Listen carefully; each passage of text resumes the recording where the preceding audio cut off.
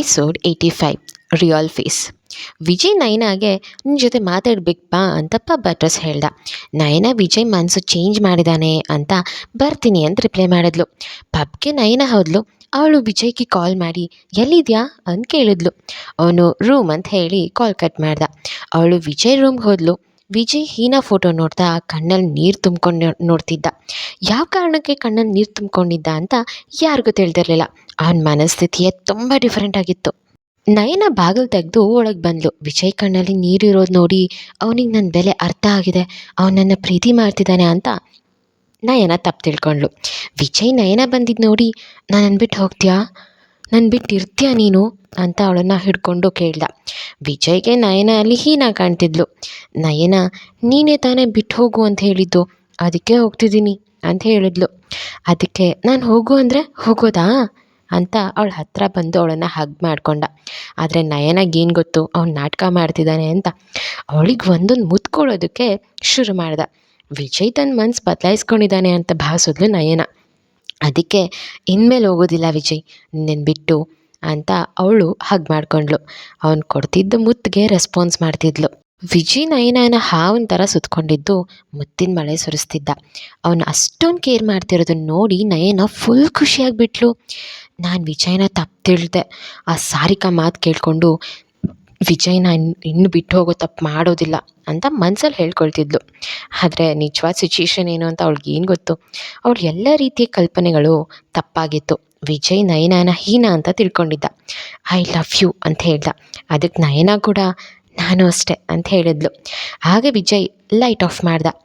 Next day Vijay ನಯನ ಎದೇಳು ಮೇಲೆ ಏನು ಮಾಡ್ತಿದ್ಯಾ, ಇನ್ನೂ ಮಲಗಿದ್ಯಾ, ನೀನು ಫ್ಲೈಟ್ಗೆ ಲೇಟ್ ಆಯಿತು, ಜ್ಞಾನ ಇಲ್ವಾ, ಬೇಗ ಹೋಗಬೇಕು ತಾನೇ ಅಂತ ಬೈದ. ನಯನಾಗೆ ವಿಜಯ್ ಮಾತನ್ನು ಕೇಳಿ ನಿಂತಿರೋ ನೆಲನೇ ಬಾಯ್ಬಿಟ್ಟಂಗಾಯಿತು. ಅವಳು ನಡುಗೋ ಧ್ವನಿಯಲ್ಲಿ ವಿಜಯ್ ಏನು ಹೇಳ್ತಾ ಇದೆಯಾ, ನಾನು ಫ್ಲೈಟ್ಗೆ ಹೋಗಬೇಕಾ ಅಂತ ಕೇಳಿದ್ಲು. ಅದಕ್ಕೆ ವಿಜಯ್ ನಗ್ತಾ ಹೌದು ನೀನೇ ಅಲ್ವಾ ಹೇಳಿದ್ದು ಚೆನ್ನೈ ಹೋಗ್ತಿದ್ದೀನಿ ಅಂತ, ಯಾಕೆ ಹೋಗೋದಿಲ್ವಾ, ಏನಾಯಿತು ಅಂತ ಕೇಳ್ದ.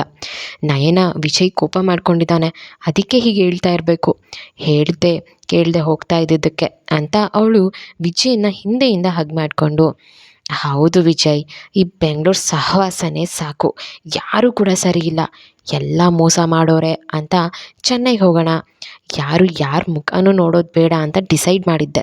ಅದರಲ್ಲೂ ನಿನ್ನಿಂದ ಅಂತೂ ನನ್ನ ಮನಸ್ಸೇ ಒಡೆದು ಹೋಗಿತ್ತು. ಆದ್ದರಿಂದ ನಾನು ಎಲ್ಲರನ್ನೂ ಬಿಟ್ಟು ಹೋಗೋಣ ಅಂತ ಡಿಸೈಡ್ ಮಾಡಿದೆ. ಆದರೆ ವಿಜಯ್, ನೀನು ಅದೆಲ್ಲ ಸುಳ್ಳು ಅಂತ ನಿರೂಪಿಸಿ ನಾನು ವಾಪಸ್ ಕರೆದಿದ್ಯಾ, ಈಗ ಯಾಕೆ ನೀನು ಬಿಟ್ಟು ಹೋಗ್ತೀನಿ ಹೇಳು ಅಂತ ಕೇಳಿದ್ಲು.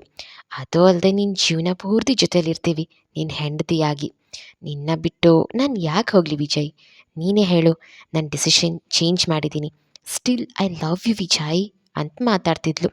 ವಿಜಯ್ ಕೂಡ ನಯನನ ತನ್ನ ಮುಂದೆ ಹೇಳ್ಕೊಂಡು ಹಗ್ ಮಾಡಿ ನೀನು ಹೇಳ್ತಿರೋದೆಲ್ಲನೂ ನಿಜ ನಯನ, ಆದರೆ ನಯನ ಏನಾದರೆ ಅಂತ ಕೇಳಿದ್ಲು. ಅದಕ್ಕೆ ವಿಜಯ್, ನೀನು ಹೇಳಿದ್ದೆಲ್ಲ ಕೂಡ ಸತ್ಯ, ಆದರೆ ನನ್ನ ಹೆಂಡತಿ ಆಗಿರೋದು ಯಾವತ್ತಿಗೂ ಸಾಧ್ಯ ಇಲ್ಲ. ಹೀನಾ ನನ್ನ ಹೆಂಡತಿಯಾಗಿ ನೀನು ನನಗಿಷ್ಟನೇ, ಆದರೆ ಗರ್ಲ್ ಫ್ರೆಂಡ್ ಆಗಿ ಹೊರತು ಹೆಂಡತಿ ಆಗಲ್ಲ ಅಂತ ಹೇಳ್ದ. ಆ ಮಾತು ಕೇಳಿ ನಯನ ವಿಜಯನ ಅಪ್ಕೊಂಡಿದ್ದವಳು ದೂರ ಸರಿದು ನಿಂತ್ಕೊಂಡ್ಳು. ಇದನ್ನು ಕೇಳಿ ನಯನ ಕಣ್ಣಲ್ಲಿ ಗಂಗೆ ಯಮುನಾ ಎಲ್ಲರೂ ಬರೋದಕ್ಕೆ ಸ್ಟಾರ್ಟ್ ಮಾಡಿದ್ರು. ಅವಳು ನಿನಗೆ ಈ ರೀತಿ ಮನಸ್ಥಿತಿ ಇದೆ ಅನ್ನೋದಾದರೆ ವಾಪಸ್ ಹೋಗ್ತಾ ಇದ್ದವಳನ್ನ ಯಾಕೆ ಕರೆದೆ ನೀನು ನನಗೆ ಹೆಂಡತಿಯಾಗಿ ಬೇಡ ಅಂತ ಅಂದರೆ ಹೆಂಡತಿ ಜೊತೆ ಇಟ್ಕೊಳ್ಬೇಕಾದ ಎಲ್ಲ ರೀತಿ ರಿಲೇಷನ್ಶಿಪ್ನ ನನ್ನ ಜೊತೆ ಯಾಕೆ ಇಟ್ಕೊಂಡೆ ವಿಜಯ್, ಅಷ್ಟೆಲ್ಲ ಆದಮೇಲೆ ನೀನು ಬಿಟ್ಟು ಹೋಗ್ತಿರುವಾಗ ಮತ್ತೆ ಏನಕ್ಕೆ ನೀನು ನೆನಪು ಮಾಡಿ ಈ ಪಬ್ಬಕ್ಕೆ ಕರೆಸ್ಕೊಂಡೆ, ಯಾಕೆ ವಿಜಯ್, ನನಗೂ ಮನಸ್ಸಿದೆ ಅಲ್ವಾ, ಯಾಕೆ ನಾನು ಈ ಥರ ಯೂಸ್ ಮಾಡಿಕೊಂಡೆ, ನಾನು ಏನು ಅನ್ಯಾಯ ಮಾಡಿಲ್ಲ ವಿಜಯ್ ನಿನಗೆ, ಆದರೆ ನೀನು ಮಾತ್ರ ನನಗೆ ಮೋಸನ ಮಾಡ್ತಾನೇ ಇದೆಯಾ, ಇದು ನಿನಗೆ ಸರಿ ಅನಿಸುತ್ತಾ, ನೀನೇ ಹೇಳು. ವಿಜಯ್ ಕೇರ್ಲೆಸ್ ಆಗಿ ನಯನ ನಿನ್ನ ಥರ ಇರೋರನ್ನ ತುಂಬ ನೋಡಿದ್ದೀನಿ, ನೀನು ನನಗೆ ಸ್ಪೆಷಲ್ ಅಲ್ಲ, ಆದರೆ ನನ್ನ ಜೊತೆ ಇರೋ ಹುಡುಗಿರಲ್ಲಿ ಕವಿತಾ ಮತ್ತು ಹೀನಾನ ಬಿಟ್ಟರೆ ನಿನ್ನಷ್ಟು ಸುಂದರವಾಗಿ ಯಾರೂ ಇಲ್ಲ, ಸೊ ನಿನ್ನ ಜೊತೆ ಇರೋದಕ್ಕೆ ಇಷ್ಟಪಡ್ತೀನಿ, ಬಟ್ ವೈಫ್ ಅವಳು ಮಾತ್ರನೇ, ನಿನಗೂ ಅವಳಿಗೂ ಇರೋ ವ್ಯತ್ಯಾಸ ಏನು ಗೊತ್ತಾ ಅಂತ ಕೇಳ್ದ. ನಯನಾಗೆ ಇನ್ನೇನು ಕೇಳಿಸ್ಕೊಳ್ಳೋ ಆಸಕ್ತಿನೇ ಇರಲಿಲ್ಲ. ವಿಜಯನ ನಂಬಿ 2 ಸಾರಿ ಮೋಸ ಹೋಗಿದ್ಲು. ಈಗ ಅವನು ಏನು ಹೇಳಿದ್ರು ಕೇಳಿಸ್ಕೊಳ್ದೆ ಇರೋದಕ್ಕಾಗದೆ ಕಣ್ಣಲ್ಲಿ ನೀರು ತುಂಬಿಕೊಂಡು ಮೌನವಾಗಿ ನಿಂತಿದ್ಲು. ವಿಜಯ್ ಹೇಳ್ತಿದ್ದ, ಇಷ್ಟೇ ವ್ಯತ್ಯಾಸ, ನೀನು ನನಗೆ 1 ತಿಂಗಳು ಅಥವಾ 1 ವರ್ಷಕ್ಕೆ ಬೇಜಾರಾಗ್ಬಿಡ್ತೀಯ. ಆದರೆ ನಾನು ಇಷ್ಟಪಡ್ತಾ ಇದ್ದೀನಲ್ಲ, ನನ್ನ ಹೆಂಡತಿ ಆಗೋ ನನ್ನ ಹೀನ ಆಗಲ್ಲ. ಎಷ್ಟೇ ವರ್ಷ ಆದರೂ ಅವಳು ನನಗೆ ಯಾವತ್ತೂ ಬೇಜಾರಾಗಲ್ಲ. ಅದಕ್ಕೆ ಅವಳು ನನಗೆ ಜೀವ ಅಂತ ಹೇಳ್ದ. ನಯನ ಆ ಮಾತು ಕೇಳಿ, ಅಲ್ಲ ಕಣೋ, ನೀನು ಹೆಂಡ್ತಿ ಹೆಂಡ್ತಿ ಅಂತ್ಯ, ಅವಳಿಗೆ ಪ್ರಾಮಾಣಿಕವಾಗಿ ಇರಬೇಕು ಅನ್ನೋದು ಗೊತ್ತಿಲ್ವಾ? ಹೆಣ್ಮಕ್ಳಿಗಿಂತ ನೀನು ದೇಹ ಮಾರ್ಕೊಳ್ತಿರುವವನು. ನಿನ್ನ ಬಾಯಿಂದ ಈ ಥರ ಮಾತುಗಳನ್ನ ಎಕ್ಸ್ಪೆಕ್ಟ್ ಮಾಡಿರಲಿಲ್ಲ. ನೀನು ನಂಬಿದ್ದಕ್ಕೆ ತುಂಬ ಒಳ್ಳೆ ಬಹುಮಾನ ಕೊಟ್ಟೆ, ಥ್ಯಾಂಕ್ ಯು ಅಂತ ಹೇಳಿದ್ಲು. ವಿಜಯ್ ಕೋಪದಿಂದ, ಹೋಲ್ಡ್ ಯುವರ್ ಟಂಗ್, ಸುಮ್ಮನೆ ಇದ್ದೀನಿ ಅಂತ ಮಾತಾಡೋದಲ್ಲ ಅಂತ ಕೋಪದಿಂದ ತಲೆ ಹಿಡ್ಕೊಂಡು ಗೋಡೆಗೆ ಗುದ್ದಿದ. ನಯನ, ವಿಜಯ್ ಬಿಡು ಪ್ಲೀಸ್, ನಾನು ಬಿಟ್ಬಿಡು ವಿಜಯ್ ಪ್ಲೀಸ್ ಅಂತ ಕೇಳ್ಕೊಂಡ್ಳು.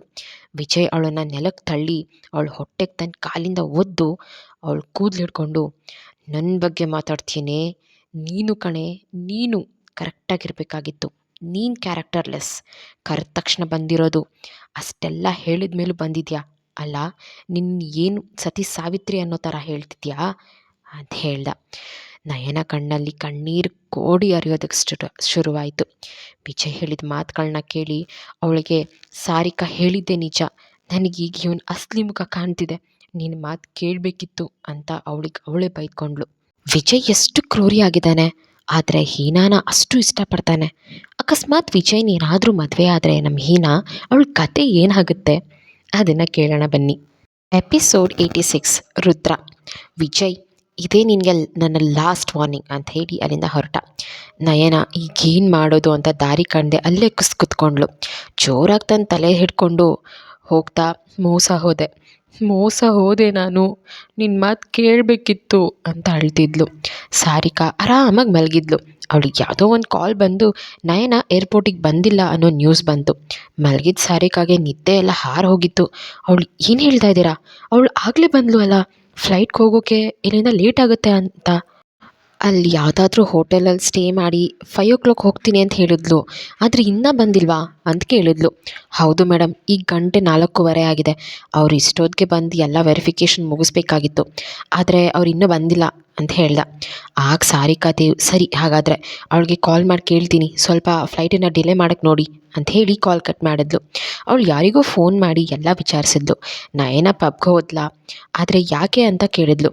ಆಗ ಆ ಕಡೆಯಿಂದ ಮಾತನಾಡ್ತಿದ್ರು, ಪೂರ್ತಿ ಗೊತ್ತಿಲ್ಲ, ಅವ್ರ ಕಾರ್ ಏರ್ಪೋರ್ಟ್ ಕಡೆನೇ ಹೋಗ್ತಿತ್ತು, ಆದರೆ ಏನಾಯಿತು ಗೊತ್ತಿಲ್ಲ, ಇದ್ದಕ್ಕಿದ್ದಾಗೆ ಪಬ್ ಕಡೆಗೆ ಹೋದರು ಅಂತ ಹೇಳ್ದ. ಆಗ ಅವಳು ಆ ಕಡೆ ಮಾತಾಡ್ತಿದ್ದ ವ್ಯಕ್ತಿಗೆ, ಸರಿ ಪಬ್ಗೆ ಹೋಗಿ ವಿಚಾರಿಸಿ ಅಂತ ಹೇಳಿದ್ಲು. ಹಾಗೆ ನಾರ್ಮಲಾಗಿ ವಿಚಾರಿಸಿ, ಯಾರಿಗೂ ಡೌಟ್ ಬರಬಾರ್ದು. ಆ ಕಡೆ ಮಾತನಾಡ್ತಿದ್ದ ವ್ಯಕ್ತಿ ಸರಿ ಅಂತ ಕಾಲ್ ಕಟ್ ಮಾಡ್ದ.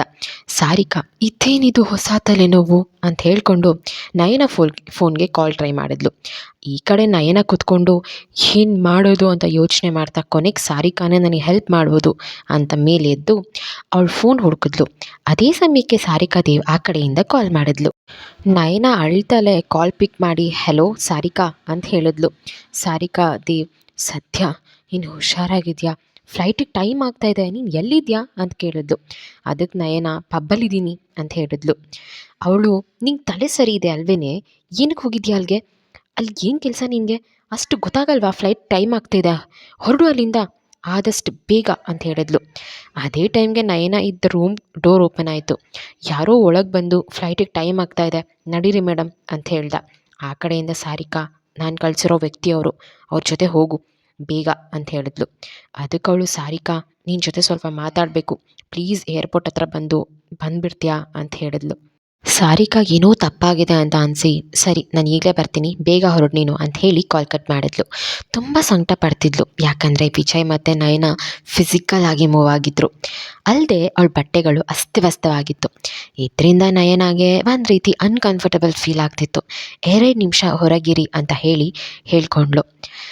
ಆಗ ನಾನು ಕೆಳಗೆ ವೆಯ್ಟ್ ಮಾಡ್ತಾ ಇರ್ತೀನಿ, ಬೇಗ ಬನ್ನಿ ಆದಷ್ಟು ಅಂತ ಹೇಳಿ ಆ ವ್ಯಕ್ತಿ ಆಚೆ ಹೋದ. ಅದಾದಮೇಲೆ ನಯನ ತನ್ನ ಬಟ್ಟೆ ಸರಿ ಮಾಡಿಕೊಂಡು ಕೆಳಗೆ ಬಿದ್ದಿದ್ದ ಡ್ರೆಸ್ ಕೋಟ್ನ ಹಾಕ್ಕೊಂಡು ಆ ವ್ಯಕ್ತಿ ಇರೋ ಕಡೆ ಓಡಿದ್ಲು. ಮಂಗಳೂರಿನಲ್ಲಿ, ಅಯ್ಯೋ ಸರ್ ನನ್ನ ಬಿಟ್ಬಿಡಿ, ನಾನು ಬೇಕು ಅಂತ ಮಾಡಿಲ್ಲ ಸರ್, ನಿಮ್ಮ ಪ್ಲ್ಯಾನ್ ಸಕ್ಸಸ್ ಆಗ್ತಿತ್ತು, ಆದರೆ ಯಾರೋ ಹುಡುಗ ಅವಳಿರೋ ಜಾಗ ಹುಡ್ಕೊಂಡು ಬಂದ, ನಾನು ಮೊದಲಿಗೆ ಅದು ನೀವಂತ ಅಲ್ಲಿಂದ ಓಡೋದೆ, ಆದರೆ ನನಗೀಗಲೇ ಗೊತ್ತಾಗಿರೋದು ಅದು ನೀವಲ್ಲ ಅಂತ, ನಾನು ಸಿಕ್ಬಿದ್ರೆ ಸರ್ ಅಂತ ಕೇಳ್ದ. ಇಷ್ಟು ರಿಕ್ವೆಸ್ಟ್ ಮಾಡ್ಕೊಳ್ತಿರೋ ವ್ಯಕ್ತಿ ಬೇರೆ ಯಾರೂ ಅಲ್ಲ, ಕವಿತಾ ಜೊತೆ ಮಿಸ್ಬಿಹೇವ್ ಮಾಡಿದ್ನಲ್ಲ ಅವನೇ ಆ ಅತ್ಯಾಚಾರ ಮಾಡೋದಕ್ಕೆ ಹೋಗಿ ವ್ಯಕ್ತಿಯಾಗಿದ್ದ. ರುದ್ರ, ನೀನು ಮಾಡಿದ ತಪ್ಪು, ಹೇಳಿದ ಕೆಲಸ ಪೂರ್ತಿ ಮಾಡಬೇಕಿತ್ತು. ನಿನ್ನಿಂದಾಗಿ ನನ್ನ ಹೆಸರು ಆಚೆ ಬಂದರೆ ನನಗೆ ಎಂಥ ಕೆಟ್ಟ ಹೆಸರು ಬರುತ್ತೆ ಅಂತ ಗೊತ್ತಾ ನಿನಗೆ ಅಂತ ಹೇಳ್ದ. ಕೆಲಸ ಮಾಡೋದಕ್ಕಾಗಿಲ್ಲ ನಿನಗೆ, 2 ತಿಂಗಳು ಆಚೆ ಬರಬಾರ್ದು ನೀನು ಅಂತ ಹೇಳಿ ಹೋದ. ರುದ್ರ, ಸರ್ ಸರಿ ಸರ್, ನಾನೆಲ್ಲೂ ಹೋಗಲ್ಲ, ಇಲ್ಲೇ ಇರ್ತೀನಿ ಅಂತ ಹೇಳ್ದ. ರುದ್ರ, ಮತ್ತೆ ಅಲ್ಲ ಸರ್, ನೀವು ಅಷ್ಟೊತ್ತು ಏನು ಮಾಡ್ತಾಯಿದ್ರಿ? ನೋಡ್ತಾ ಇದ್ರೆ ನನಗೆ ಕಂಟ್ರೋಲ್ ಮಾಡೋಕ್ಕೆ ಆಗ್ತಾ ಇರಲಿಲ್ಲ. ಇನ್ನು ಹುಡ್ಗ ಅಲ್ಲಿಗೆ ಬರ್ದೇ ಇದ್ದಿದ್ರೆ ನಿಜ ನಾನೇ ಹಾಳು ಮಾಡಿಬಿಡ್ತಾ ಇದ್ದೆ ಅಂತ ಅನಿಸ್ತದೆ. ರುದ್ರನಿಗೆ ಆ ವ್ಯಕ್ತಿ ಜೋರಾಗಿ ಬಾರಿಸಿ, ಇನ್ನೊಂದು ಸತಿ ಕೂಡ ಆ ಯೋಚನೆ ನಿನ್ನ ತಲೆಯಲ್ಲಿ ಬರಬಾರ್ದು, ನೀನು ಉಳಿಯೋದಿಲ್ಲ ಅಂತ ಹೇಳ್ದ. ಅದಕ್ಕೆ ರುದ್ರ, ತಪ್ಪಾಯಿತು ಸರ್ ಅಂತ ಕಾಲು ಹಿಡ್ಕೊಂಡ.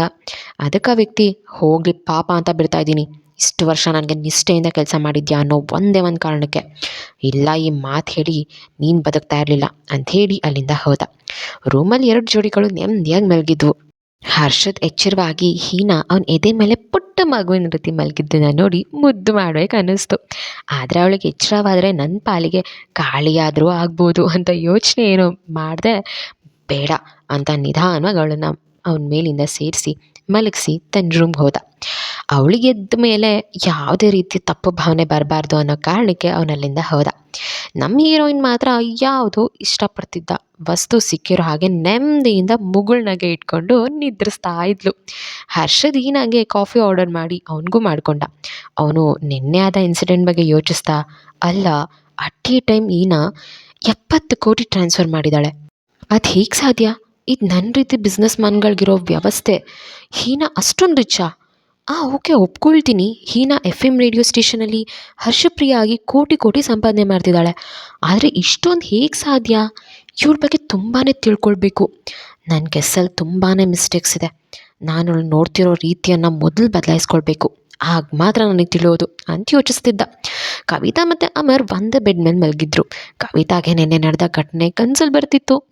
ನನಗೇನು ಮಾಡಬೇಡ, ನಾನು ನಿನಗೇನು ಮಾಡಲ್ಲ, ಆದರೆ ಯಾಕೆ ನೀನು ನನ್ನ ಮೇಲೆ ಇಷ್ಟೊಂದು ದೌರ್ಜನ್ಯ ಮಾಡ್ತಾ ಇದೆಯಾ?